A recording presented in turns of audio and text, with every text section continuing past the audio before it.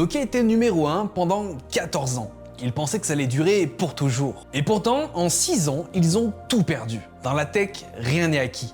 Jamais. Vous pouvez dominer le marché aujourd'hui et être mort demain. Kodak, Motorola, Nokia, BlackBerry, tous ont été des leaders. Tous sont tombés parce qu'ils ont raté un virage. En 2007, Apple n'avait jamais vendu un seul téléphone. Ils étaient des outsiders complets. Et c'est exactement pour ça qu'ils ont gagné. Parce qu'ils n'avaient pas les œillères des leaders. Ils ne pensaient pas à comment améliorer le téléphone actuel. Ils pensaient comment réinventer complètement le concept. Nokia et BlackBerry étaient prisonniers de leur succès. Apple était libre d'innover. L'iPhone sera un flop.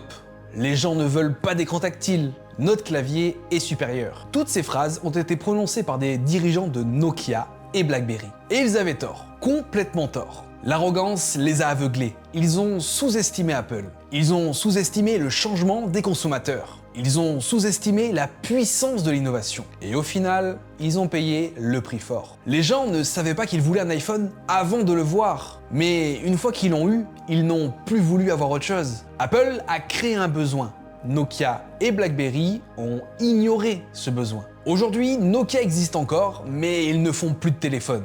Ils font des équipements de télécommunication, des réseaux 5G. C'est un tout autre business. BlackBerry existe aussi, ils font de la cybersécurité, mais plus de téléphone. L'iPhone, lui, a transformé le monde. Plus de 2 milliards d'iPhone vendus depuis 2007. Des milliers de milliards de dollars de revenus. Apple est devenue l'entreprise la plus valorisée au monde. Mais voici la vraie leçon de cette histoire. Apple n'a pas juste tué Nokia et BlackBerry. Il a créé une révolution.